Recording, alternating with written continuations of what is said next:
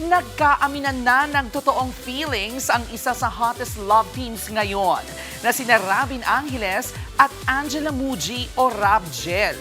Pero si Robin, na-offend daw sa pag-amin ni Angela?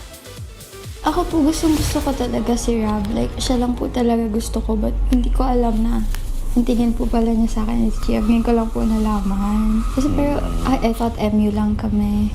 I'm sorry. Nataranta nga po si Angela dahil inakala niyang sumama ang loob ni Robin sa tila magkaibang label nila sa kanilang relasyon. Ang hindi alam ni Angela, isa po itong prank ni Robin at ng veteran entertainment host na si Ogie Diaz.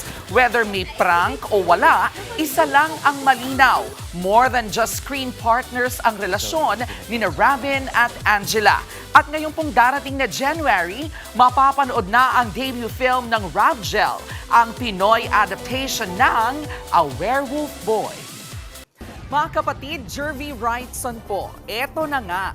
Para sa latest showbiz news at iba pang kay-alaman, mag-follow at mag-subscribe na sa social media pages ng News 5.